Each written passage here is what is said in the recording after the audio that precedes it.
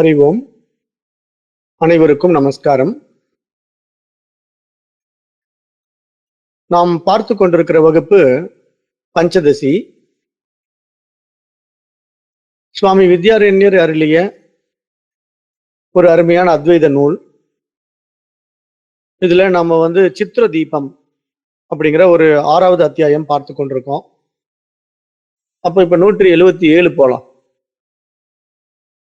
நான் அர்த்தகா புருஷகாரேன இதி ஏவம் மா சங்கியதாம் யதா ஈசகா புருஷகாரஸ்ய ரூபேன அபிவிவர்த்ததே. இது ஸ்லோகம் 177.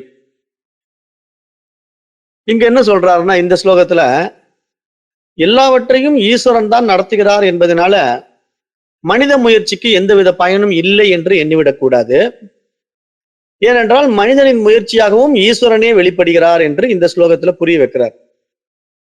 அப்ப நாம இந்த இடத்துல எப்படி பார்க்கணும் அப்படிங்கறது நம்ம நேற்றை கூட பார்த்தோம். நான் நேற்று என்ன சொன்னேன்னா, இப்போ எல்லாம் ஈஸ்வர காரியம் தான் நடக்குது அப்படின்னு சொல்லிட்டு ஒருத்தன் கொலையும் பண்ணிட்டு கடைசியில அது ஈஸ்வரன் தாங்க என் மூலமா கொலை பண்ண சொன்னாருன்னு இவன் சொல்ல, அப்புறம் மேஜிஸ்ட்ரேட் என்ன பண்ணிட்டாரு, ஓகேப்பா அதே ஈஸ்வரன் தான் உனக்கு தூக்கு தண்டனை கொடுக்க சொன்னாருன்னு சொல்லி அவரு தூக்கு தண்டனை கொடுத்துட்டாரு.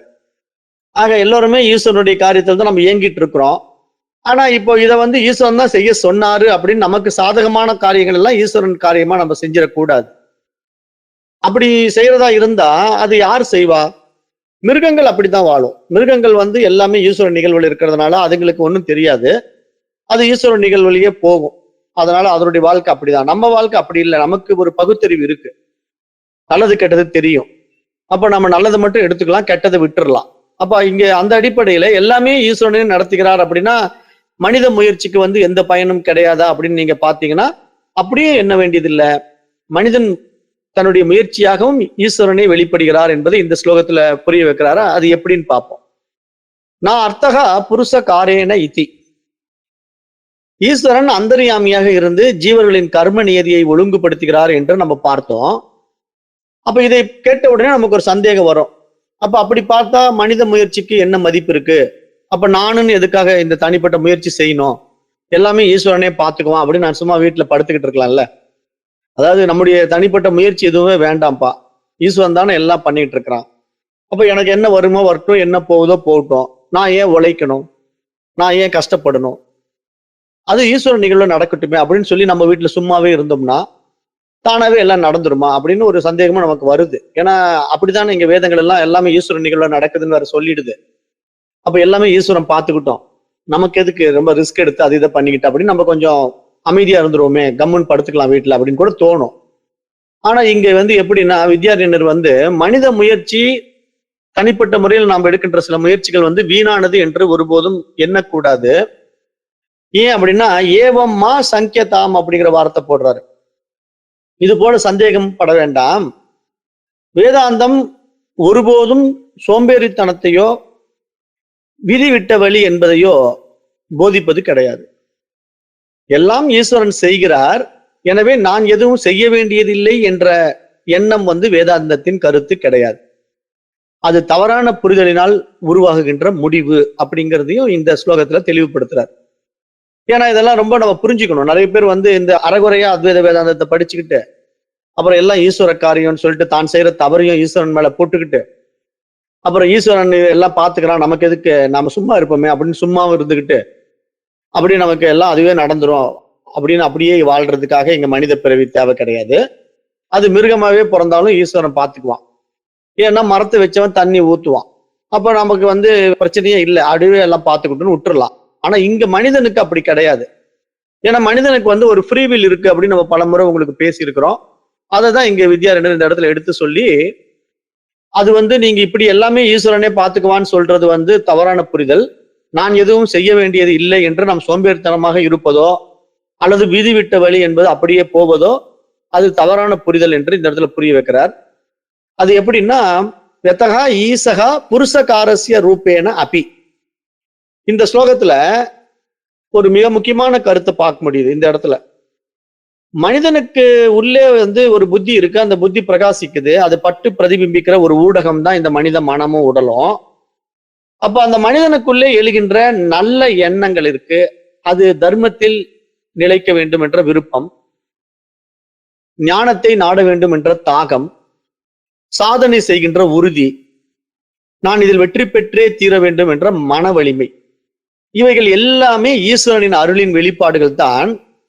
ஆகவே முயற்சியும் ஈஸ்வரனே, முயற்சியின் பலனும் ஈஸ்வரனே அப்படிங்கிற அடிப்படையில நம்ம இந்த இடத்துல பாக்குறோம் அப்படின்னா, அப்ப இங்க நமக்கு அந்த ஆப்பர்ச்சுனிட்டியை எப்படி உருவாக்கப்படுது, நம்ம புத்தியில பிரகாசிக்கக்கூடிய அந்த ஈஸ்வரனுடைய அந்த நல்லெண்ணம் நமக்கு எப்படி வெளிப்படுது, தர்மத்தை எப்படி நிலைநாட்டுவது, அதர்ம வழியில போகாம நம்ம எப்படி வாழ்வது, அப்படி நம்ம இந்த ஞானத்தை தேடி வருகின்ற ஒரு தாகம் எப்படி உண்டாகுவது, இப்படி எல்லாம் நம்ம ஆராய்ந்து பார்த்தோம்னா இங்க விவர்த்ததே அப்படிங்கிற வார்த்தையில அதை புரிய வைக்கிறார். விவர்த்ததே அப்படின்னா சாதாரணமா என்ன நினைச்சுக்குவாங்கன்னா, ஈஸ்வரன் மனிதனாக மாறிவிடுகிறார் அப்படிங்கிற மாதிரி, விவகாரத்துல ஈடுபடுகிறார் அப்படிங்கிற மாதிரி நினைச்சுக்குவாங்க.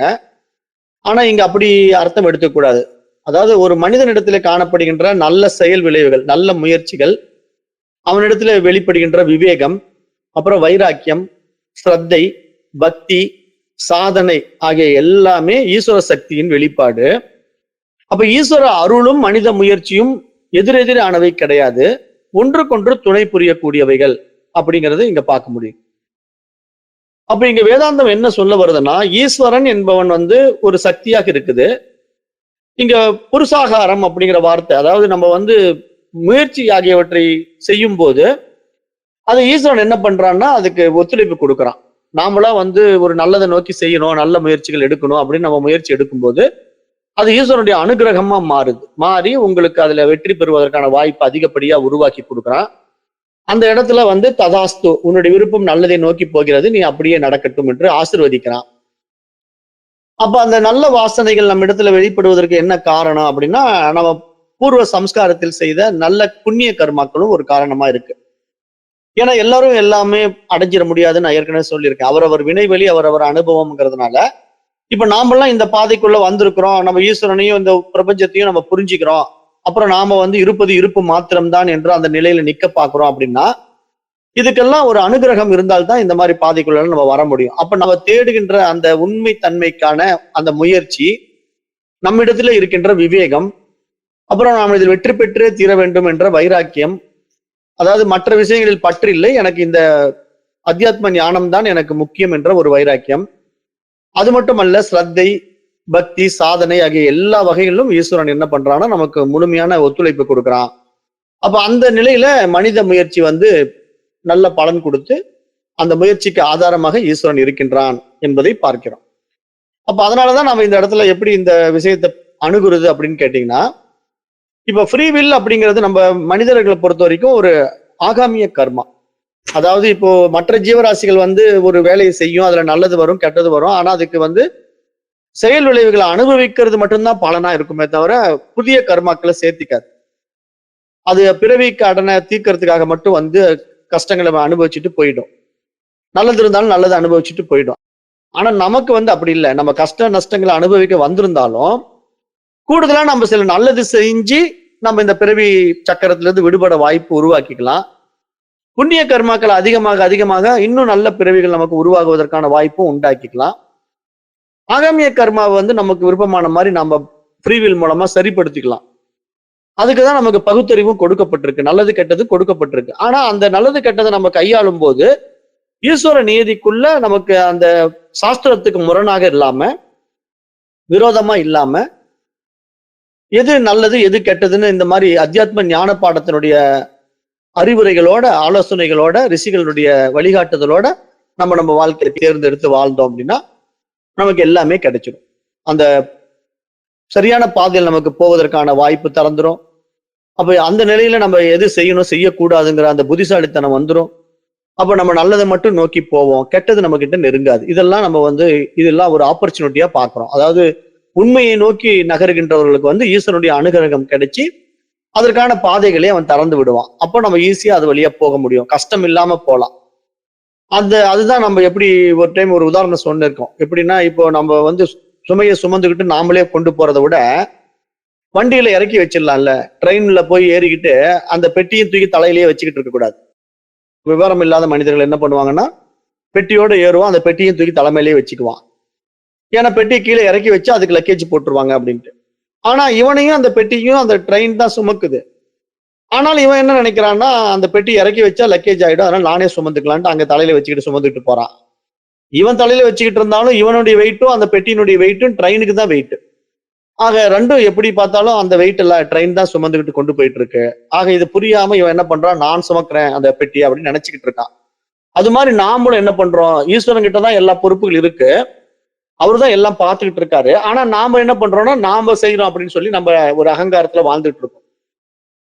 அது ஒரு அஜ்ஞானம் தான். இப்ப நம்ம இந்த மாதிரி பாடத்திட்டத்துக்குள்ள வந்து இது புரிஞ்சு போச்சுன்னா, அப்ப இந்த பொறுப்பை என்கிட்ட இறைவன் கொடுத்திருக்கிறான், ஆனா இதை நான் ரொம்ப கஷ்டப்பட்டு சுமக்க வேண்டாம், லகுவா சுமக்கலாம் அப்படிங்கிற ஒரு டெக்னிக் தெரிஞ்ச உடனே எந்த இடத்துல நாம எடுத்துட்டு போகணும், ட்ரெயினை விட்டு கீழே இறங்கும் போது அந்த லக்கேஜை நாம தான் எடுத்துட்டு போகணும். ஆனா ட்ரெயின்குள்ள வந்த உடனே அந்த லக்கேஜை கீழே இறக்கி வச்சிடலாம். அப்போ நமக்கு அங்க சுமை குறையும். அப்ப இது மாதிரி நம்ம வாழ்க்கையில சில நேரங்கள்ல கஷ்டம் வரும், சில நேரங்கள்ல ரிலாக்ஸ் ஆகலாம். அப்ப இது புரிஞ்சுக்கிட்டா மேக்சிமம் நம்ம எங்கெல்லாம் அந்த லக்கேஜ் இறக்கி வைக்கலாம் அப்படின்னு நம்ம தெரிஞ்சுட்டு தேவையில்லாத கஷ்டங்கள் அப்படி இறக்கி வச்சிட்டோம்னா மேக்சிமம் நம்ம ரொம்ப லைஃபை ரிலாக்ஸா கொண்டு போக முடியும். அப்ப அதுக்கான டெக்னிக்ஸ் எல்லாம் வந்து நமக்கு புத்திசாலித்தனத்தினாலதான் உண்டாக்க முடியுமே தவிர இல்லைன்னா உண்டாக்க முடியாது. அதை இங்க சாஸ்திரம் எப்படி பாக்குதுன்னா, விவேகம் வைராக்கியம் என்ற படிநிலைகளாகவே பாக்குது. அப்ப அந்த நிலையில தான் இங்க மனசுத்தி பெற்று ஞானத்தை மனிதன் நாடுகிறான். பாரமார்த்த நிலையில இவைகள் அனைத்தும் அந்த பிரம்மத்தின் வெளிப்பாடுகளே. ஆகவே முயற்சி செய்வதும் அந்த நான் செய்கிறேன் என்ற அகங்காரத்தை விடுவதும் தான் இங்கு நமக்கு வேதாந்தம் காட்டி கொடுப்பதாக பார்க்கிறோம். அப்ப அதனால இந்த ஸ்லோகத்தினுடைய ஒரு தத்துவ சுருக்கம் என்ன அப்படின்னா, எல்லாம் ஈஸ்வரன் அப்படிங்கிறதுனால மனித முயற்சி தேவையற்றதாக மாறிவிடாது. நல்ல முயற்சியும் மனிதனிடத்திலே இருந்து வெளிப்படுவதற்கு காரணம் ஈஸ்வரனின் அனுகிரகம் என்று பார்க்கணும். விதியும் முயற்சியும் ஒன்றுக்கொன்று முரண்படுவது இல்லைதான். ஆனால் முயற்சி செய்யாமல் விதியை மட்டும் தப்பு கூறுவது வேதாந்தம் ஒப்புக்கொள்வதில்லை. மனித முயற்சியும் ஈஸ்வர நியதியும் ஒரே பரமசத்தியத்தின் வியாபகார வெளிப்பாடுகள் என்பதை நாம் இங்கு உணர்ந்து கொள்ள வேண்டும். அதை வந்து நம்ம எப்படி புரிஞ்சுக்கணும் அப்படிங்கிறத பகவத்கீதையினுடைய ஒரு ஸ்லோகத்தோட நம்ம தொடர்பு படுத்தி பார்த்தா தெரியும். பகவத்கீதையில ஒரு ஸ்லோகம் வருது, நல்ல அருமையான ஸ்லோகம். அது என்னன்னா, உத்தரேத் ஆத்மனா ஆத்மானம் ந ஆத்மானம் அவசாதயேத் ஆத்மா ஏவகி ஆத்மனகா பந்துகு ஆத்மா ஏவ ரிபுகு ஆத்மனகா. அப்படின்னா என்ன இந்த இடத்துல அருமையான விசேஷம் அப்படின்னு பாத்தீங்கன்னா, தன்னைத்தானே உயர்த்தி கொள்ள வேண்டும், தன்னைத்தானே தாழ்த்தி கொள்ள கூடாது. மனிதன் தனக்குத்தானே நண்பனும் தனக்குத்தானே பகைவனும் ஆகிறான் அப்படின்னு இங்க அருமையான ஒரு விஷயத்த இந்த பகவத்கீதை சொல்லி கொடுக்குது. அப்போ நாம இந்த இடத்துல வந்து மனித அறிவுக்குள்ள வந்ததனுடைய நோக்கம் என்ன அப்படின்னா பகுத்தறிவு தான். அப்ப அந்த பகுத்தறிவின் அடிப்படையில நம்ம நம்மளை உயர்த்தி கொள்வதற்கான வழிவகைகளை நாடணும். அதாவது இந்த விஷயங்கள்ல எது நல்லது, எது கெட்டது, எது நித்தியம், எது அனித்தியம் அப்படின்னு விசாரணை பண்ணி விவேகத்தால நம்ம விழிச்சுக்கிட்டு நல்லதை நோக்கி நம்ம பயணம் பண்ணணும். அதுக்குதான் பகுத்தறிவு கொடுக்கப்பட்டிருக்கு. அப்போ நம்ம நம்மை உயர்த்தி கொள்வதற்கான வழிகளை உண்டாக்கி கொள்ள வேண்டும், வாய்ப்புகளை உருவாக்கி கொள்ள வேண்டும். எந்த நிலையிலும் நம்மை நாம் தாழ்த்தி கொள்ளுகின்ற செயலை செய்யக்கூடாது. அப்ப இது நமக்கு புரிஞ்சு போயிடுச்சுன்னா, ஒரு மனிதனுக்கு நண்பன் என்பவன் வெளியே கிடையாது, அவனுக்கு அவனே தனக்குத்தானே நண்பன். அது போல ஒரு மனிதனுக்கு பகைவன் என்பது வெளியே கிடையாது, தனக்குத்தானே பகைவன். அப்ப இது வந்து இப்படி சொன்ன இந்த வேத வாக்கியத்தை, இந்த பகவத்கீதையினுடைய இந்த ஸ்லோகத்தை நம்ம ஆளுங்க எப்படி எளிமைப்படுத்தி சொன்னாங்க தெரியுமா? தீதும் நன்றும் பிறர் தர வாரா, ஒரு நல்லதோ கெட்டதோ அது இன்னொருத்தர் கொடுப்பது கிடையாதப்பா அப்படின்னு சொல்லிட்டாங்க. அது பகவத்கீதை என்ன சொல்லுதுன்னா, ஒரு மனிதன் தனக்குத்தானே நண்பன் தனக்குத்தானே பகைவன் ஆகிறான் அப்படின்னு இந்த இடத்துல அருமையா சொல்லுதா. அப்ப இந்த இடத்துல இதுதாங்க கீதையினுடைய வாக்கியம். இதை எடுத்து எளிமைப்படுத்திக்கிறோம் நம்ம. ஏன்னா ஒட்டுமொத்த கீதையும் அதுதான் சொல்ல வருது. நீ எதை கொண்டு வந்தாய் இழப்பதற்கு, இன்று வந்து இப்படி இந்த விஷயத்தை செய்தால் நாளை அது இன்னொரு இதாக மாறப்போகுது, அப்படி இப்படின்னு கீதையினுடைய அந்த வாக்கியங்களை படிக்கும்போது எவ்வளவு எளிமையா புரியுது. ஆனா ரொம்ப டஃபா பார்க்க எவ்வளவு விஷயங்களை படிக்கணுமோ அப்படின்னு பயமா இருக்கு. அப்ப அது மாதிரி மகான்கள் எல்லாம் என்ன பண்றாங்கன்னா, ரொம்ப எளிமைப்படுத்தி நமக்கு இந்த விஷயங்களை கொடுக்குறாங்க. அதனால தீதும் நன்றும் பிறர் தர வாரா அப்படிங்கிறது உண்மை. அப்ப நமக்கு பகுத்தறிவு இருக்கிறதுனால நல்லதோ கெட்டதோ அது நம்ம கிட்டயே கொடுக்கப்பட்டிருக்கிற ஒரு ஃப்ரீ வில். அது நாம தான் இந்த மனித பிறவியை பயன்படுத்தி நல்லதை நோக்கி போகணும். அப்போ நம்ம வாழ்க்கை நல்ல விதமா மாறும், சுபிச்சம் வரும். நமக்கு என்ன தேவையோ அந்த தேவைகளை நம்ம தீர்த்து கொள்ள முடியும். அதுக்கான நிறைய விஷயங்களை நான் ஏற்கனவே இந்த அத்வைத வேதாந்த வகுப்புகள் எடுக்கும்போது நம்ம உயர்த்துவதற்கான சீக்ரெட் எல்லாம் சொல்லி கொடுத்துக்கிட்டே இருக்கிறேன். இந்த கிளாஸஸ் எல்லாம் ஒவ்வொரு கிளாஸ் எடுக்கும் போதும் ஒவ்வொருத்தருடைய வாழ்க்கையில கஷ்டங்களை தீர்வதற்கான வழிகள், அந்த சில ரகசியங்கள், இதையெல்லாம் நான் சொல்லி கொடுத்துக்கிட்டே இருக்கிறேன். ஆனா நிறைய பேருக்கு அது புரியவே இல்லை. ஆக்சுவலா அந்த வேல்யூவே தெரியல. அப்புறம் நானும் யோசிச்சேன், என்னடா ஒரு வைரக்கல் எடுத்து கையில கொடுக்குறோம், அதை பார்த்து கண்ணாடி கல்லுன்ட்டு கண்டுக்காம இருக்கிறாங்க ஜனங்க. அடாடா இது லாய்க்கப்படாது அப்படின்னு எனக்குள்ள ஒரு முடிவு எடுத்தேன். அதனாலதான் இப்ப என்ன பண்ணிட்டேன்னா சார்ஜஸ் பண்ணிட்டேன், கோர்ஸ் ஃபீஸ். ஏன் பண்ணிட்டேன்னா இப்ப வேல்யூ தெரிஞ்சவங்க வருவாங்கல்ல, இப்ப வைரக்கல்ல தான் தெரிஞ்சுக்கிட்டவங்க அந்த வைரக்கல்ல கண்டுபிடிச்சிருவாங்க. இல்லைன்னா நாம பாட்டு இப்படியே கத்திக்கிட்டு இருந்தோம்னா வைரக்கல்லையே கையில கொடுத்தாலும் அது மதிப்பு தெரியாம கண்ணாடி கல்லுன்னு தூக்கி வீசிக்கிட்டே போயிட்டு இருக்கும்போது கொடுக்குற எனக்கு அதனுடைய வேல்யூ எவ்வளவு ஒர்த்லெஸ்ஸா இவங்க பிஹேவ் பண்றாங்க அப்படிங்கிறது மிகப்பெரிய ஒரு வேதனையை கொடுக்குது இல்ல. ஏன்னா நம்ம இதுக்காக எவ்வளவு தூரம் முயற்சி எடுக்கிறோம், எவ்வளவு விஷயங்களை காட்டி கொடுக்குறோம், எவ்வளவு ஆப்பர்ச்சுனிட்டியை உருவாக்கி தரோம். இந்த அத்தியாத்ம ஞான பாதைகள்ல நீங்க பயணம் பெறுவதற்கான தடைகள் என்னன்னு காட்டி கொடுக்குறோம், அந்த தடைகளை தகர்த்தெறுவதற்கான வழிகளை சொல்லித்தரோம். இதுல உங்களுக்கு என்ன மாதிரி கஷ்டங்கள் வருது, வாழ்க்கையில பொருளாதார கஷ்டம் வருதா, அதனால நீங்க இந்த அத்தியாத்ம ஞானத்தை விட்டு விலகிடக்கூடாது. அப்ப அதுக்கும் வழி சொல்லித்தரோம். ஏன்னா உங்களுக்கு வாழ்க்கையில எனக்கு ஆத்ம ஞானத்தை தேடி வரேன், ஆனா நான் பசியோடு இருக்கிறேன்னு, எனக்கு வயிற்றுக்கு பசி எடுக்குதுங்க, நான் சாப்பிட்டு 3 நாள் ஆகுது, எனக்கு ஏதாவது வழி பண்ணுங்க, நான் ஆத்ம ஞானத்தை கேட்கிறேன் அப்படின்னு ஒருத்தன் வரான்னு வச்சுக்கோங்களேன். அப்ப அவனுக்கிட்ட போய் நம்ம வாப்பா ஆத்ம ஞானத்தை கொடுக்குறேன்னு சொல்லி கொடுத்தா அவன் கேட்பானா? அவன் வயிற்று பசியில வேதனையில துடிச்சுக்கிட்டு இருக்கான். அப்ப முதல்ல அவனை கூப்பிட்டு, வா உனக்கு என்ன பசிக்குதா, என்ன சாப்பிடுற அப்படின்னு கேட்டு அவனுக்கு விருப்பமானதை வாங்கி கொடுத்து அவனுடைய வயிறை முதல்ல திருப்திப்படுத்தணும். அப்ப அவன் சாப்பிட்ட உடனே, அப்பாடா இப்பதாங்க நான் நிம்மதியா இருக்கிறேன், சாப்பிட்டு 3 நாள் ஆச்சு, இன்னைக்குதான் சாப்பிட்டு எனக்கு ரொம்ப சந்தோஷமா இருக்கு அப்படின்னு அவன் ஒரு ரிலாக்ஸ் ஆகுறான் பாருங்க. அந்த ரிலாக்ஸ் அவனுக்கு அந்த பசி ஆடுறதுனால வந்த ரிலாக்ஸ். அதுக்கப்புறம் அவன் கொஞ்சம் ஒரு தூக்கம் கூட போடட்டும், தப்பு இல்லை. சாப்பிட்டதுனால உண்ட களைப்பு தொண்டனுக்கும் உண்டுங்கிற மாதிரி அவன் சாப்பிட்டு கூட தூங்கட்டும். அதனால அவன் தூங்கி எழுந்த பிறகு ஒரு நாள் யோசிப்பான். எப்படி யோசிப்பான்னா, நான் இவ்வளவு கஷ்டப்பட்டேன், ஆனா எனக்கு உதவி பண்ற இவர் எப்படி இப்படி இருக்காரு, நான் ஏன் இப்படி இருக்கிறேன், அப்ப இவருக்கு என்னோட வாழ்க்கை உயர்ந்திருப்பதற்கு என்ன காரணம், நான் ஏன் இவர்கிட்ட எதிர்பார்த்து வாழ வேண்டியது இருக்கு, அவரை ஏன் அப்படி வச்சிருக்கிறான், என்ன ஏன் இப்படி வச்சிருக்கிறான் அப்படின்னு ஒரு கேள்வி அவனுக்குள்ள எழுந்திருக்குமா? அப்ப அதுக்கு விடை தேடுவானா? அப்ப அவன் இந்த பாதைக்குள்ள வந்துருவான். அப்ப இது மாதிரி வாய்ப்புகளை இறைத்தன்மை உருவாக்கிட்டே இருக்கும், யார் மூலமாவது உருவாக்கிக்கிட்டே இருக்கும். அதனுடைய வேல்யூ தெரியாததுனால மனிதர்கள் அதை அலட்சியப்படுத்தி போறாங்க. அதனால நம்ம என்ன பண்ணிட்டோம்னா, இப்ப வாழ்க்கையில உங்களுக்கு என்ன தேவையோ அதெல்லாம் இதுல கொடுக்கும்.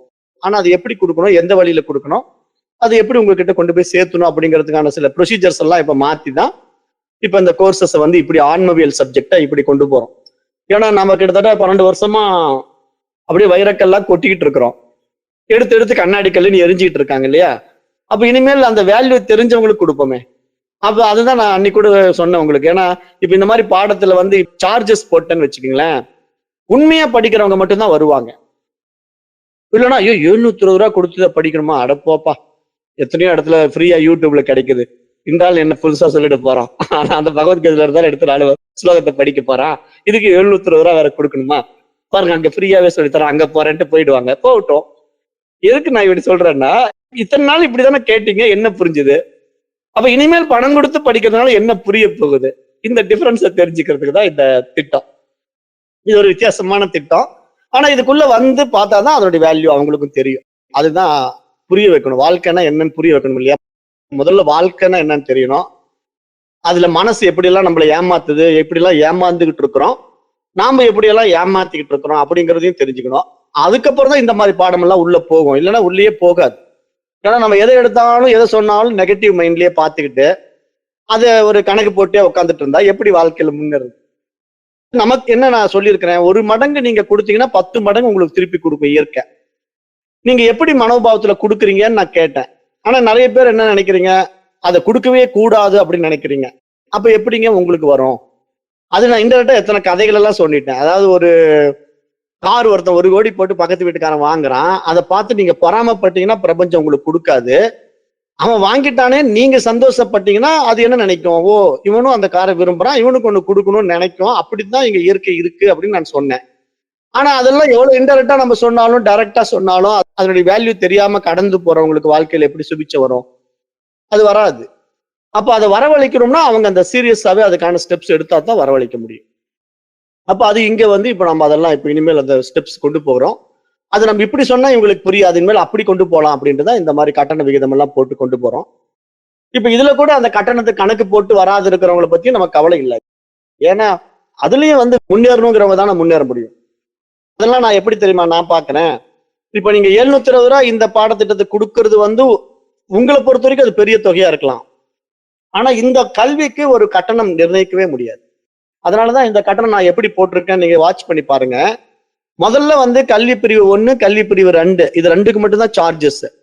கல்வி பிரிவு 3ல இருந்து நீங்க எவ்வளவு பணம் கொடுத்தாலும் வேல்யூ கிடையாது. நீங்க 720 இல்ல 7 கோடி கொடுத்தா கூட அதுக்கு வேல்யூ கிடையாது. அப்ப அந்த மாதிரி ஒரு வேல்யூபிள் சப்ஜெக்ட நான் இப்ப கொடுத்துட்டு இருக்கிறேன். 7 கோடி கொடுத்தா கூட நீங்க அதை ஈடு செய்ய முடியாத கல்வி நான் கொடுத்துட்டு இருக்கேன். ஆனா அது 7 கோடி ஒர்த்துள்ள கல்வியா இல்ல 7000 கோடி ஒர்த்துள்ள கல்வியா தெரியல. பாத்தீங்களா, நமக்கு தெரிய வைக்கிறதுக்கு தான் முன்னாடி இப்ப நீங்க பே பண்ண வேண்டியதா இருக்கு. அதை பே பண்ணாதான் இதனுடைய வேல்யூ தெரியும். அப்ப அதுக்கு தான் நம்ம சில விஷயங்களை இப்படி மாற்ற வேண்டியதா இருக்கு. மக்களுடைய மனோபாவத்துக்காக மாற்றுறோம். பட் அதனால உங்களுக்கு எவ்வளவோ விஷயங்கள் இதுல மதிப்பிட முடியாத பொக்கிஷம் கிடைச்சிடுதல்ல. எத்தனை பிறவிகளா தேடிக்கிட்டு அலைஞ்ச பொக்கிஷம். அப்ப அதை தெரிஞ்சு பயனடையணும் அப்படிங்கறதையும் நம்ம பாக்குறோம். அதுதான் இந்த ஸ்லோகத்திலையும் சொல்றாரு. ஏன்னா நான் அதை கம்பேர் பண்ணி இப்ப பேசிக்கிட்டு இருக்கேன். அதாவது நான் ரியாலிட்டியோட கம்பேர் பண்றேன். அப்ப இங்க ஒரு பரம சத்தியத்துல இந்த வியாபகாரிக சத்தியம் என்பது அந்த உண்மையை புரிந்து கொள்ளும் போது சாதகன் முயற்சியை ஒருபோதும் கைவிட மாட்டான்.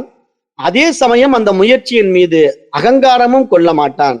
அப்படி அவனை நடுநிலைமை தன்மைக்கு கொண்டு போவதுதான் இங்கு அத்வைத வேதாந்தத்தின் ஆழமான மார்க்கம். அப்ப அதனால இப்ப இந்த பாதை, இந்த அத்வைத வேதாந்த பாதைக்குள்ள நீங்க உடல் தூய்மை, மன தூய்மை எல்லாம் உருவாக்கி இதுல அப்படியே ஸ்டெப் ஸ்டெப்பா மேல ஏறி உங்களுடைய இலக்கை நீங்க அடைவதற்கான நெருக்கம் வரவே உங்களுக்கு எல்லாமே ஃபுல்ஃபில் ஆகும்.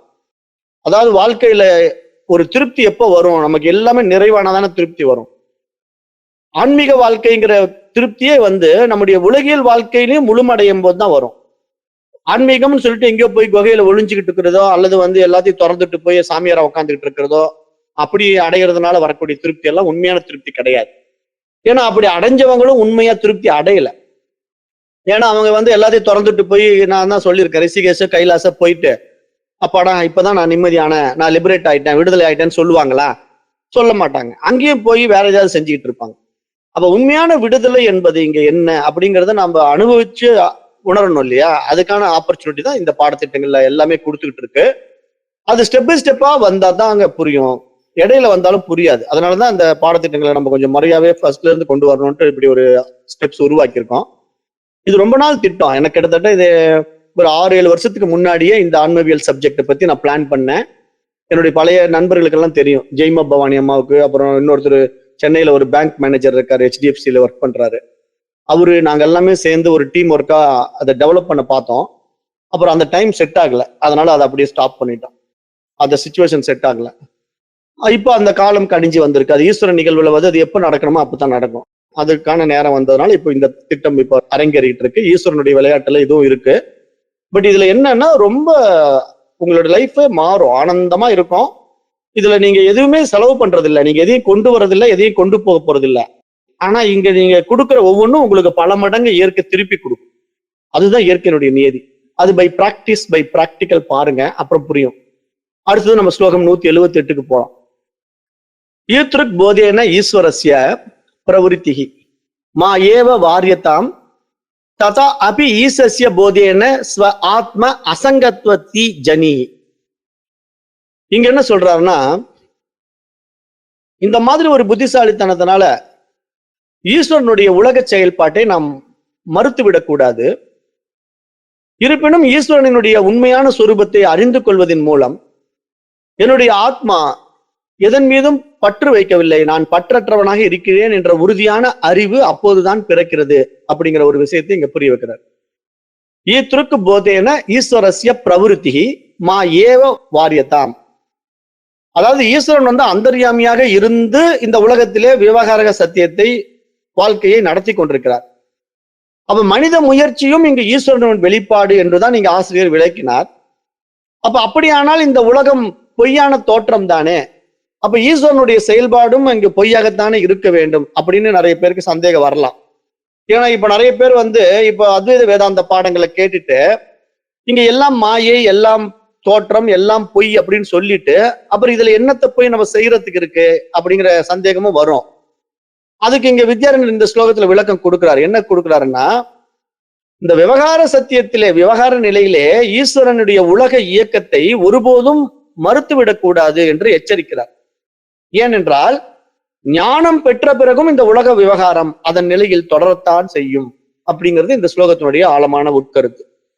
எப்படி அப்படின்னா, ததா அபி ஈசஸ்ய போதேன, அந்த ஈஸ்வரனின் உண்மையான சொரூபத்தை இது போன்ற அத்தியாத்ம ஞானத்தின் மூலம் அறிந்து கொண்ட போது நாம் வெளிப்புற உலக இயக்கத்தை மட்டுமல்ல, அந்த இயக்கத்திற்கு ஆதாரமாக இருக்கின்ற நிர்விகார சைத்தன்யத்தையும் அறிந்து கொள்கிறோம். அப்ப ஈஸ்வரன் மாயையின் மூலம் உலகத்தை நடத்துபவராக விவகார சத்தியத்திலே தோன்றினாலும் அவரது உண்மையான சொரூபம் பிரம்மமே. அப்ப அதையும் நாம் மறந்துவிடக் கூடாது என்பதை இங்கு அறிவுறுத்துறார். ஏன்னா அதான் நான் சொன்னேன், அதாவது நான் இந்த பாடமெல்லாம் எடுக்கும் போது நிறைய பேர் எப்படின்னா அரைகுறையா வேதாந்தம் புரிஞ்சுக்கிறதுனால இப்ப பிரம்மன் இப்ப இந்த உலகத்தை படைக்க வேண்டிய அவசியம் என்ன அப்படிங்கறத யோசிக்கவே மாட்டேங்கிறாங்க. அதாவது நிறைய பேர் இருப்பது இருப்பு மாத்திரமே, பிரம்மம் மாத்திரமே அப்படிங்கிற வேதாந்த தத்துவத்தை மட்டும் எடுத்துக்கிறாங்க. ஒன்லி கான்சியஸ்னஸ் அப்படிங்கிறாங்க. இப்ப நம்ம ஒரு கேள்வி எழுப்பணும். இப்ப ஒன்லி கான்சியஸ்னஸ் அப்படின்னா இப்ப நீங்க நானெல்லாம் எதுக்கு வந்தோம்? இங்க நமக்கு என்ன வேலைங்க? ஃபர்ஸ்ட் அதை சொல்லுங்க. அந்த இருப்பு மாத்திரம் இருக்குதுன்னா அது மட்டும் இருக்க வேண்டியது தானே, எதுக்கு உங்களையும் என்னையும் படைக்கணும்? இந்த கேள்விக்கு பதில் சொல்ல முடியுமா? அது அரைகுறையா புரிஞ்சவங்களால பதில் சொல்ல முடியாது. அவங்க என்ன சொல்லுவாங்க, இது தோற்றம் தானேங்க. தோற்றமா இருக்கட்டுமே, இந்த வாழ்க்கையை நான் வாழ்ந்துட்டு இருக்கிறேன், உங்க வாழ்க்கையை நீங்க வாழ்ந்துட்டு இருக்கீங்க. அப்ப இந்த நிகழ்வை பொய்ன்னு சொல்ல முடியுமா? இப்ப இந்த விவகாரிக சத்தியத்துல இப்ப நீங்களும் நானும் வாழுகின்ற வாழ்க்கையில இப்ப எனக்கு காயமாயிட்டா புண்ணாயிடுது, வலிக்குது, எரிச்சல் ஆகுது, எல்லாமே நடைமுறையில இருக்குது. அப்ப இதை இப்ப நான் வியாபகாரிக சத்தியத்துல பொய் என்று சொல்ல முடியாது. ஏன்னா என்னுடைய அனுபவத்துக்கும் வருது, அதனால நான் அனுபவிக்கும் படுகிறேன். அப்ப இதனால எனக்கு என்ன நடக்குது அப்படின்னு நம்ம ஆராய்ந்து பார்க்கணும் இல்லையா? அப்ப இந்த நிலை இங்க சாஸ்திரம் என்ன சொல்லுதுன்னா, அப்படி ஒட்டுமொத்தமா அப்படி ஈஸ்வரனை நீக்கிட முடியாது. ஏன்னா பிரம்மமே தன்னை பார்ப்பதற்காக தான் சர்க்குண வடிவத்தையே உண்டு பண்ணுது. நிர்குண வடிவமாக இருக்கிற பிரம்மம் சர்க்குண வடிவத்துல தன்னை உருவாக்கி பார்க்கத்தான் இந்த கண்ணாடிகளை படைக்குது. அந்த கண்ணாடிகள்ல தூய்மையான கண்ணாடியில தன்னை முழுமையாக பார்த்து ஆனந்தம் அடையுது. தூய்மையற்ற கண்ணாடியில பார்க்க முடியல அப்படிங்கிறதுனால விட்டுடுது. அப்படிதான் இங்க இயல்பாவே நடந்துகிட்டு இருக்கு. ஆனா எல்லாமே பிரம்மத்தினுடைய விருப்பத்தின் அடிப்படையில் உருவாக்கப்பட்ட ஊடகங்கள் தான். அப்ப அந்த ஊடகம் என்பது இப்போ நம்முடைய மூலமா தோன்றுகின்ற இந்த பிரபஞ்சம். இங்க நம்ம ஒவ்வொருத்தர் மூலமா தான் இந்த பிரபஞ்சம் தோன்றுது. ஆனா இங்க விழிச்சுக்கிட்ட விவேகிக்கிட்ட இந்த பிரபஞ்சம் ஈஸ்வரனுடைய இருப்புல நான் அந்த அறிவு பார்த்துக்கிட்டு இருக்குன்னு புரியும். விழிக்காதவனுக்கு இந்த உலகம் உண்மை போல புரியும். அப்ப அவன் இதை ஏதோ தேடிக்கிட்டு அது இதை அடைஞ்சுக்கிட்டு போயிட்டு இருக்கான்ல, அவனுக்கு தான் இது பிரச்சனையை கொடுக்கும், சுக தூக்கங்களை கொடுக்கும். ஆனா ஞானிகளுக்கு இது புரிஞ்சு போன பிறகு தன்னுடைய ரோலை எப்படியெல்லாம் கேரக்டரை மாத்தி மாத்தி செய்யலாம் அப்படிங்கிறதுல இன்னும் கொஞ்சம் சுவாரஸ்யம் கூடும். எப்படி சுவாரஸ்யம் கூடும்னா, இப்போ உங்களுக்கு நீங்க ஒரு சினிமா நடிகனா ஒரு வாய்ப்பு தேடி வரீங்க, டைரக்டர் கிட்ட கேட்குறீங்க எனக்கு ஒரு நடிக்கிறதுக்கு ஒரு வாய்ப்பு கொடுங்கன்ட்டு. அப்ப உடனே டைரக்டர் சரி உனக்கு எப்படி நடிக்க தெரியும், எங்க ஒரு பிச்சைக்கார மாதிரி நடிம்பாரு. உடனே நீங்க நடிச்சு காட்டணும். பரவாயில்ல நல்லா தான் பண்றீங்க, எங்க ஒரு பணக்கார மாதிரி நடிங்கம்பாரு. உடனே நீங்க பணக்கார மாதிரி நடிச்சு காட்டணும். இப்ப இந்த கேரக்டரை அந்த டைரக்டர் கம்பேர் பண்ணி பார்ப்பாரு. பரவாயில்லையா, இவன் பிச்சைக்கார மாதிரி நடிச்சாலும் சூப்பரா நடிக்கிறான், பணக்கார மாதிரி நடிச்சாலும் சூப்பரா நடிக்கிறான், எந்த கேரக்டர் கொடுத்தாலும் ரொம்ப அருமையா பண்றான், இவன் தான் நம்ம படத்துக்கு சரியான ஆளு அப்படின்ட்டு உடனே கதாநாயகனா அவங்கள போட்டுருவாரு டைரக்டர். அதுவே நீங்க இல்லைங்க எனக்கு பிச்சைக்கார வேற எல்லாம் கொடுத்தா சரிப்பட்டு வராதுங்க, என்னால நடிக்க தெரியாதுங்க, வேற கேரக்டர் கொடுக்குறீங்களா அப்படின்னு மாத்தி கேட்டீங்கன்னா இன்னும் 2 கேரக்டர் கொடுத்து பார்ப்பாரு. ஆனா இதே முடியாதுங்கிறப்ப அதை மட்டும் நீங்க எப்படி முடிக்க போறீங்க, அதையே சொதப்பத்தான் போறீங்க. அப்ப கண்டிப்பா உங்களுக்கு அந்த படத்துல சான்ஸ் கிடைக்காது.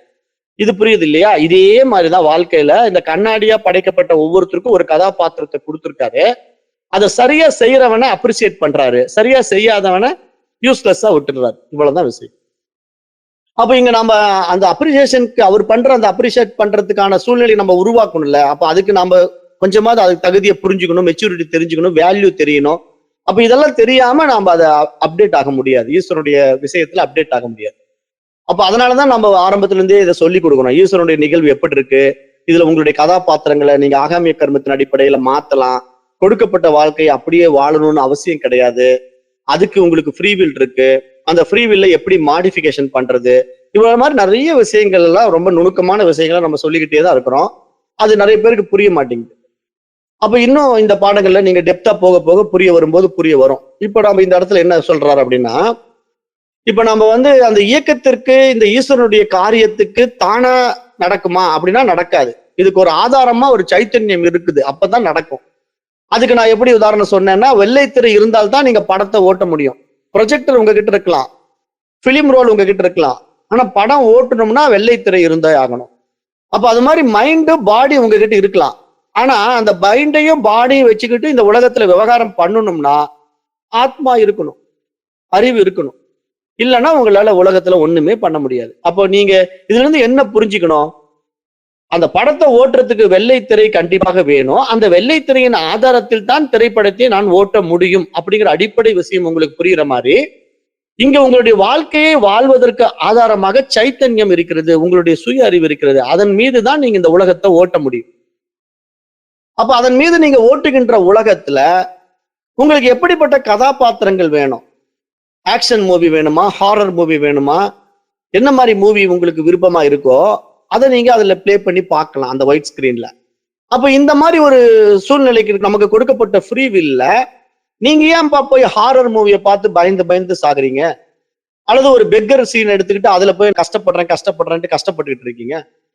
கதாபாத்திரத்தை மாத்துங்க. அப்படிங்கிறதையும் நமக்கு ஒரு ஃப்ரீ வில்லாவே கொடுக்கப்பட்டிருக்கு. ஆனா நம்ம ஓட்ட போறது என்னமோ அந்த வெள்ளை திரையில தான். நம்ம ஓட்ட போற வாழ்க்கையே சுய அறிவுல தான். அப்ப இப்ப நம்ம கிட்ட இருக்கிற சுய அறிவு ஈஸ்வரனுடைய வெளிப்பாடா இருக்குது அப்படின்னு நம்ம புரிஞ்சுக்கிட்ட பிறகு, அந்த வெள்ளை திரையில நான் ஓட்டுகின்ற படத்தை சூப்பரா ஓட்டலாமேன்னு புரிஞ்சுக்கிட்டவன் ஞானி, புரியாதவன் அஜ்ஞானி. இங்கதான் பாயிண்ட். இதனாலதான் நீங்க எப்படி புரிஞ்சுக்கணும்னா, மிகப்பெரிய ரிஷிகளும் ஞானிகளும் யோகிகளும் சாதாரண ஆட்கள் கிடையாது. எல்லாருமே ஞானத்திலையும் உச்சம், வாழ்க்கையிலையும் உச்சம், ஆனந்தத்துக்கு எல்லையே இல்லாம வாழ்ந்தவர்கள் தான்.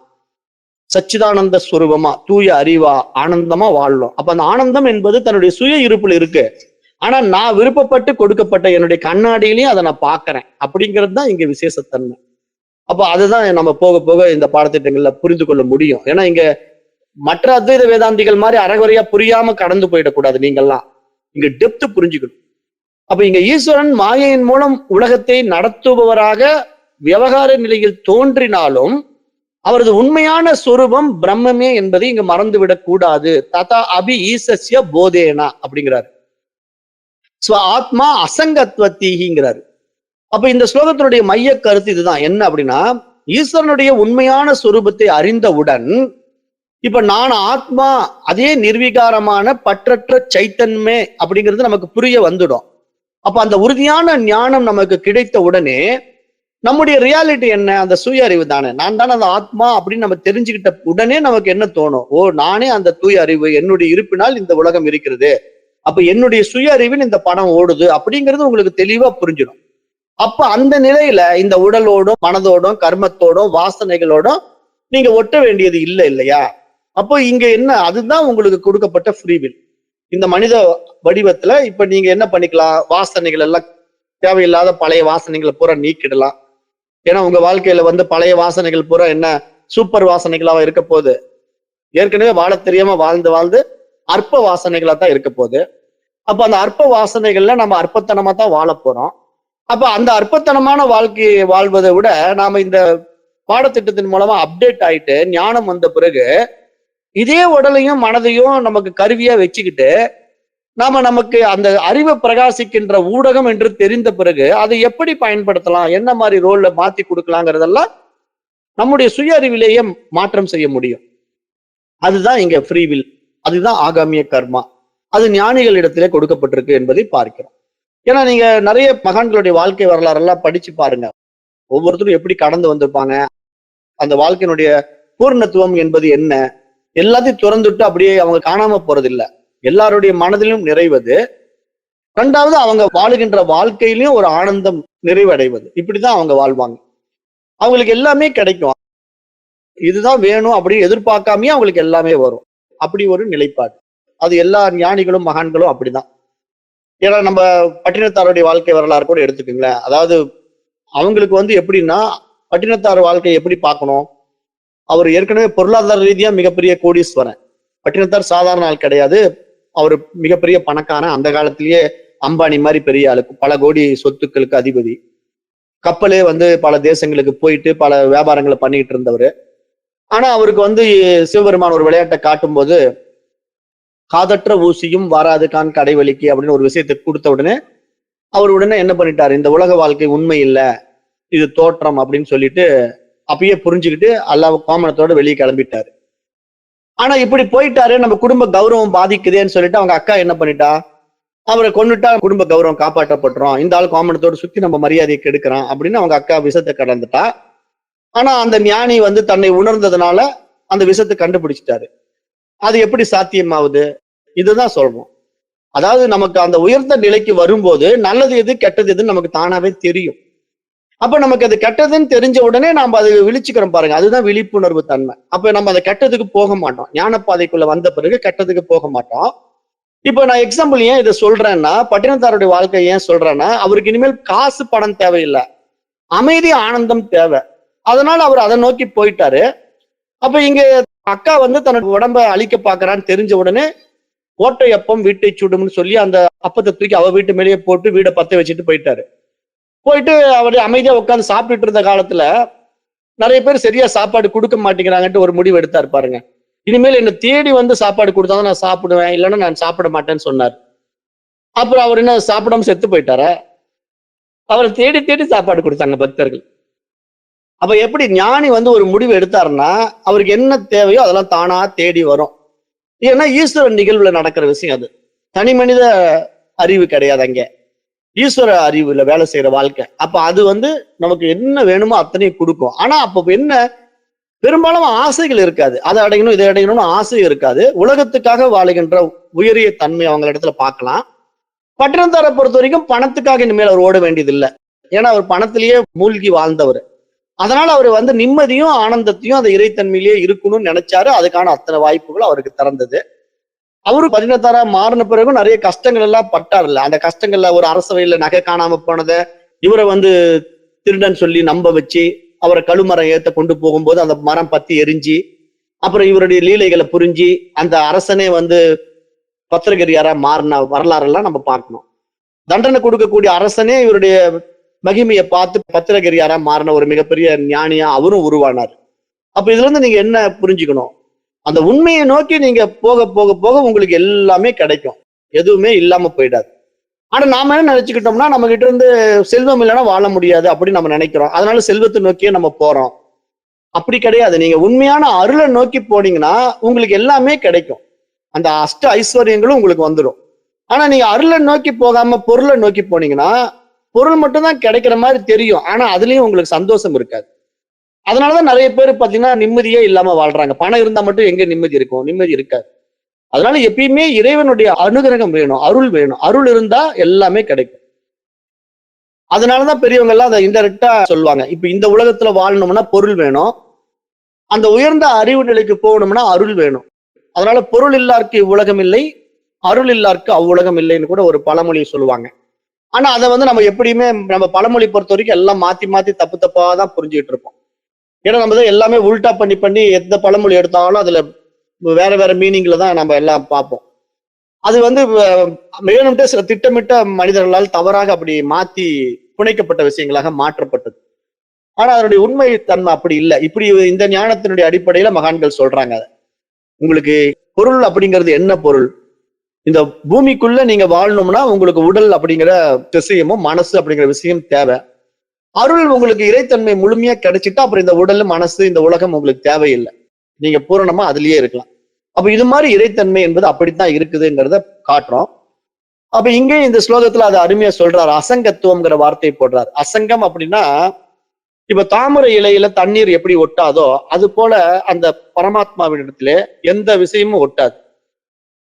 அதாவது இந்த ஈஸ்வர நிகழ்வுல வரக்கூடிய அனுபவங்கள், கர்மம், பாவம், புண்ணியம் இது எதுவுமே ஆத்மாவை தொட முடியாது.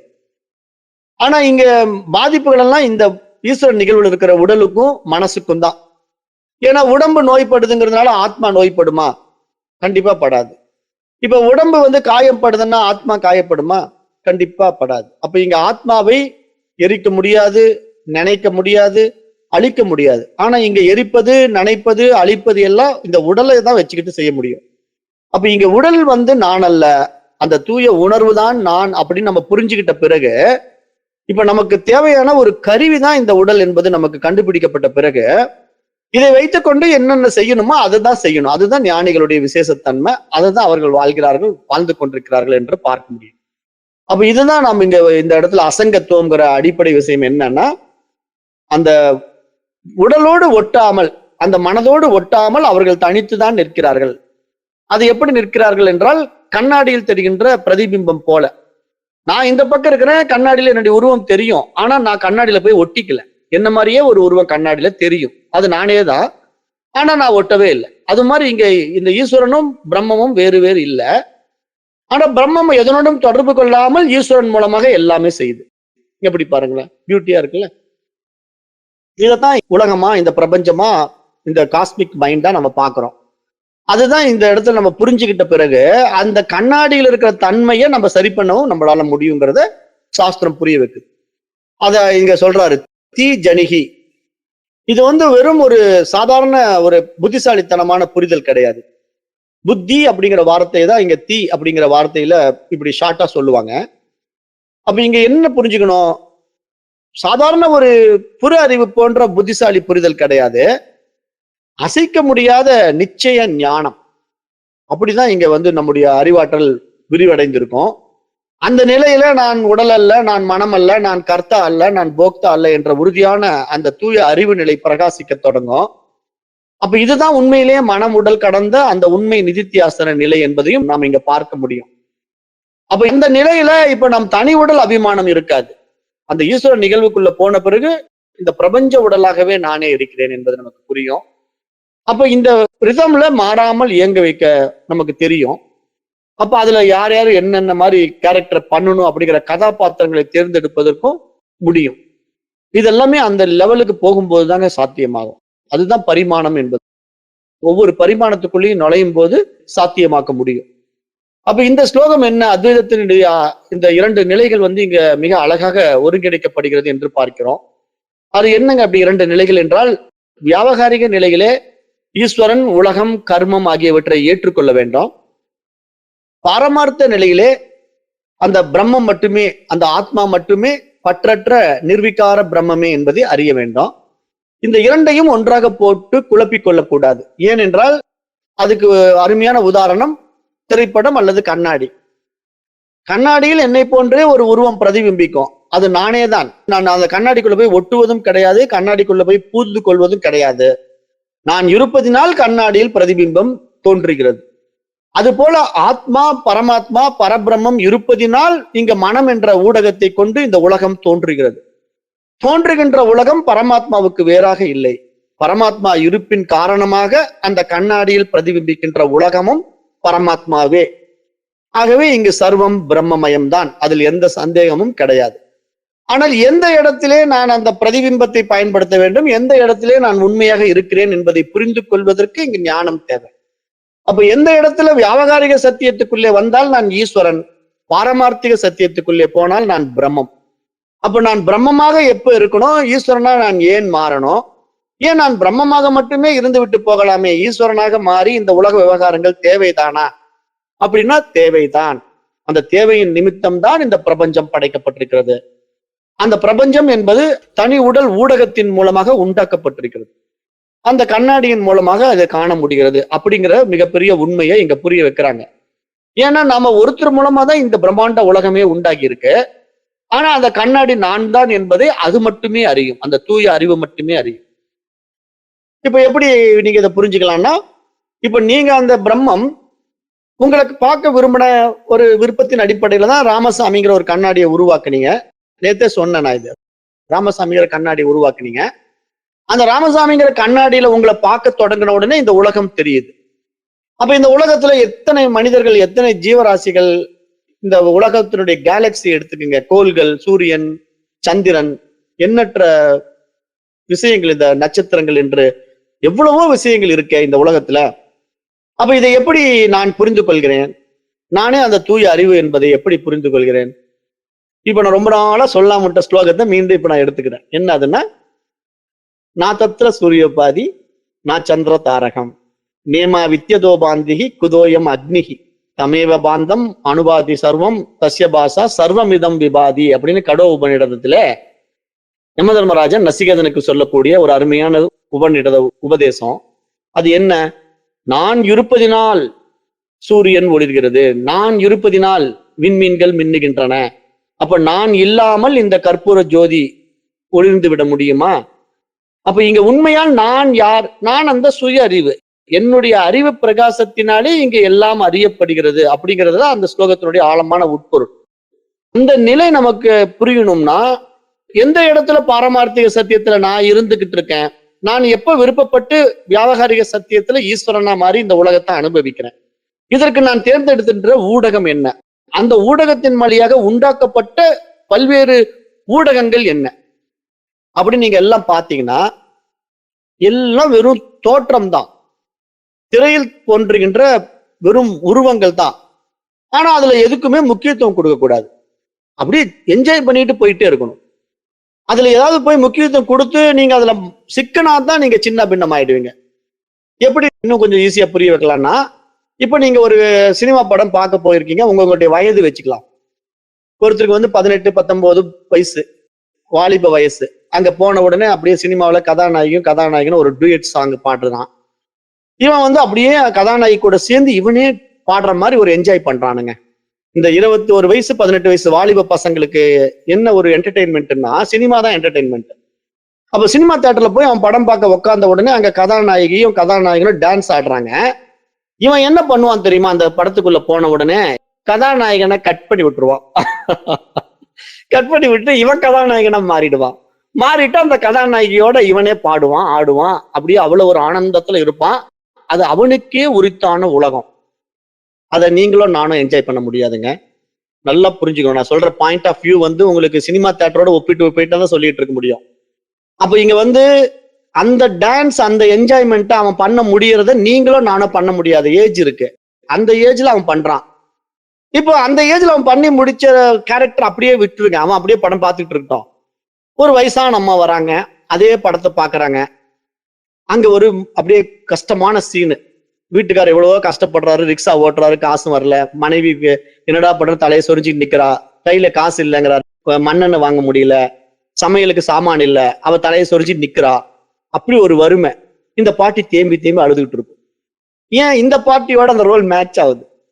அந்த கேரக்டர் இந்த பாட்டியுடைய வாழ்க்கையும் அந்த சினிமாவில் இருக்கிற அந்த பாட்டியுடைய வாழ்க்கையும் மேட்ச் ஆன உடனே இவங்க 2 பேரும் ஒன்னாயிட்டாங்க. இவங்களுக்கு இந்த வாழ்க்கை பாருங்களேன். இப்ப இந்த பாட்டியினுடைய வாழ்க்கையை அந்த வாலிப பையன் வாழ முடியுமா? வாலிப பையன் வாழ முடியாது. இப்ப இங்க டிஃபரன்ஸ் பாருங்க. இப்படிதாங்க அவங்கவுங்களுக்கு விருப்பமான ரோலை அவங்கவுங்க எடுத்துக்கிட்டு அதை தன்னுடைய ரோலா மாத்திக்கிட்டு என்ஜாய் பண்றாங்கல்ல, அதுக்குத்தானே சினிமா. இங்க சினிமாவே அதுக்குத்தானுங்க.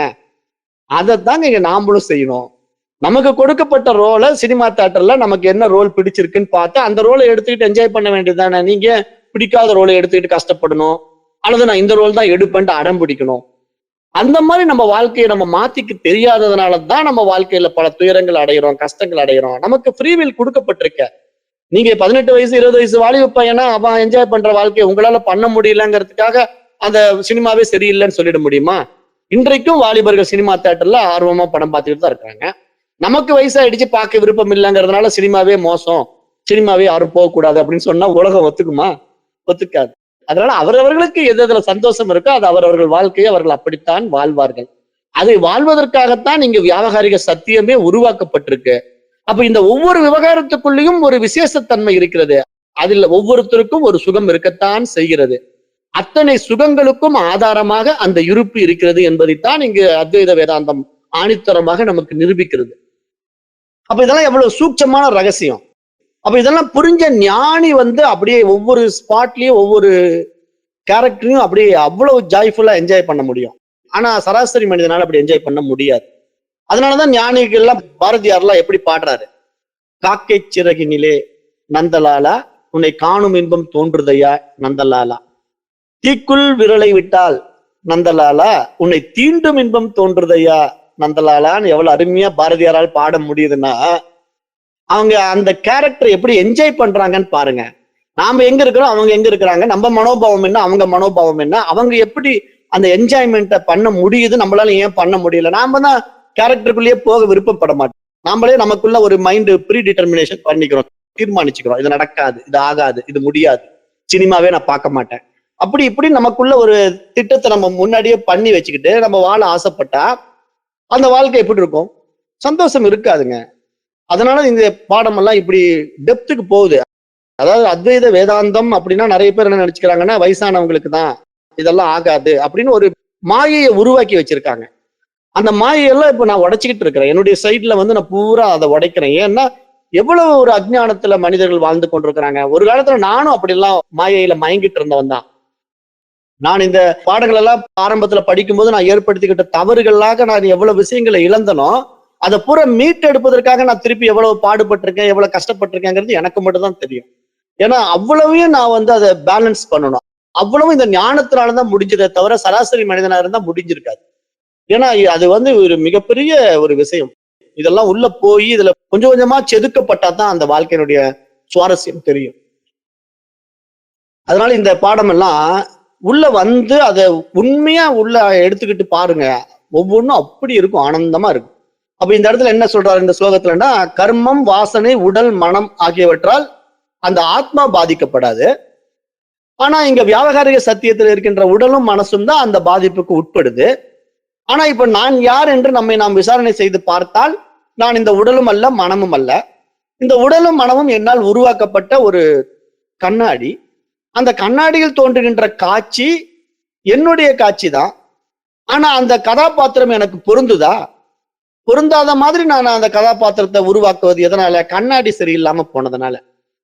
அப்ப அதனாலதான் நீங்க ஹாரர் மூவில போய் உட்காந்துக்கிட்டு பயந்துகிட்டு இருக்கிறேன், பேய் வருது பேய் வருது, ஐயோ கண்ணை மூடிக்கிறேன், அப்படியே வெட்டி குத்துக்கிட்டு இருக்கான், ரத்தமா வருது, ஐயோ பயமா இருக்குன்னு சொல்றதுக்கு எதுக்கு போய் ஹாரர் மூவி படத்தை பார்க்கணும்? காமெடி மூவி போய் பார்க்கலாம்ல. அதை நம்ம மாத்தி போய் உட்காந்துக்கிட்டு அங்க கஷ்டப்பட்டுக்கிட்டு உட்கார்ந்து இருக்கிறது யாரு தவறு? நம்ம தவறு தானே. அப்ப நமக்கு பகுத்தறிவுங்கிறது எதுக்கு கொடுக்கப்பட்டிருக்கு? இது நமக்கு கெடுதல் பண்ணும், இதை தொடக்கூடாது, இது நல்லது செய்யும், இதை நான் ஏத்துக்கிறேன் அப்படின்னு பிரிச்சு பார்த்து எது நல்லது எது கெட்டதுன்னு பகுத்து பார்க்கின்ற பகுத்தறிவு மனிதனுக்கு தேவை. எது நித்தியம் எது அனித்தியம் அப்படின்னு ரெண்டையும் விசாரித்து பார்க்கின்ற விவேகம் தேவை. அப்ப இதையெல்லாம் இருக்கின்ற மனிதனிடத்திலே எப்பொழுதும் ஆனந்தம் இருக்கும். அவன்தான் சச்சிதானந்த ஸ்வரூபமாக என்றென்றும் வாழ்கின்றான். சத்தியமாய், சாஸ்வதமாய், நித்தியமாய், நிதர்சனமாய், நிர்மலமாய், நிர்குணமாய், நிரஞ்சனமாய் எல்லா காலங்களிலும் வாழ்ந்து கொண்டிருக்கின்றான். அவனே பிரம்மம், அவனே ஞானி. அப்ப அப்படிதான் இங்க ஈஸ்வரன் நிலை இருக்கு. ஈஸ்வரன் என்பவன் பிரம்மத்துக்கு வேறாக இல்லை, கண்ணாடியில் தெரிகின்ற தன்னுடைய கேரக்டரை என்ஜாய் பண்ணிக்கிட்டு இருக்கிறான் ஈஸ்வரன். ஆனா பிரம்மம் அதில் சம்பந்தப்படாமல் படம் பார்த்துக்கிட்டு இருக்கு, கண்ணாடியில் தன்னுடைய உருவத்தை பார்த்துக்கிட்டு இருக்கு. அப்படி புரிஞ்சுக்கிட்டீங்கன்னா இந்த உலகம் என்பது ஒரு ஆனந்தமயம், நந்தவனம், சத்திய யுகம் என்பதாக பார்க்கிறோம்.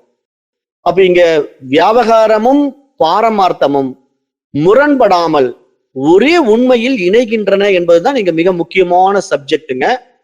இத வந்து பகவான் பகவத்கீதையிலே தெளிவுபடுத்துறார். அந்த கீதையை சொல்லிட்டு முடிக்கிறேன்.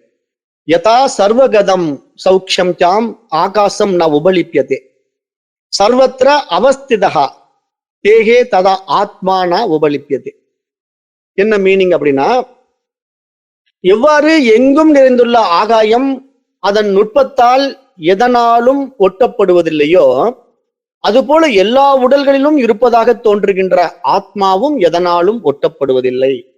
அதான் ஆத்மா நா உபலிப்யதே, ஆகாசம் நா உபலிப்யதே அப்படின்னு இங்க அருமையா ரெண்டையும் கம்பேர் பண்ணி புரிய வச்சிட்டார். அப்ப நீங்க இந்த ஆகாசம் அப்படிங்கிறது இப்ப என்ன தெரியுமா? தூய அறிவு. ஆத்மா என்பது என்ன தெரியுமா? தூய அறிவு.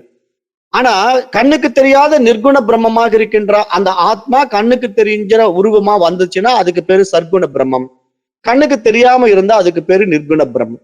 அப்ப இங்க நமக்கு மனம் அப்படிங்கிற ஒரு கண்ணாடியின் வழியா உலகம் தோன்றுனா சகுண பிரம்மம் ஆயிட்டோம். ஆனா நமக்கு உலகம் வேண்டான்ட்டு உலகத்தை ஆஃப் பண்ணிட்டோம்னா நிர்குண பிரம்மமா இருக்கிறோம். அப்ப இந்த ரெண்டு நிலைப்பாடுகளையும் நீங்க சைமல்டேனியஸா என்ஜாய் பண்ண முடியும். அது வந்து நீங்க இதுல அப்டேட் ஆனாதான் முடியும். இல்லைன்னா நீங்க ஏதோ ஒண்ணு கிடைக்க போகுதுன்னு தேடிக்கிட்டே போயிட்டு இருக்க வேண்டியதான், பிடிக்கவே முடியாது. ஏன்னா நிறைய பேர் அத்வைத வேதாந்தம்னா என்ன நினைச்சுக்கிறாங்கன்னா, எல்லாத்தையும் விட்டுட்டு அப்படியே நிர்மலத்துல இருக்கணும், நிர்குணத்துல இருக்கணும் அப்படின்னு நினைக்கிறாங்க. கண்ணாடியை உருவாக்கி வச்சுக்கிட்டு கண்ணாடி முன்னாடி உருவம் தெரியக்கூடாதுன்னு சொல்லவே கூடாது. கண்ணாடி உங்களுடைய விருப்பத்தின் அடிப்படையில் உருவாக்கப்பட்டிருக்கு. அது முன்னாடி போய் நின்னா உங்க உருவம் கண்டிப்பா தெரியத்தான் செய்யும். ஆனா எனக்கு உருவமே தெரியக்கூடாது, நான் மட்டும் தான் இருக்கணும்னு சொன்னா எப்படி அது நடக்கவே நடக்காதோ அப்படித்தான் இதையும் புரிஞ்சுக்கணும். அதுதான் இங்க சீக்ரெட்டு. ஸோ இன்னும் இந்த பாடமெல்லாம் ரொம்ப டெப்தா போகும். ஏன்னா இது பெரிய சப்ஜெக்ட். ஆனா நீங்க ஒவ்வொரு நாளும் இதை புரிஞ்சு புரிஞ்சு கேட்க கேட்க மனதளவுல நல்லா அப்டேட் ஆகலாம்.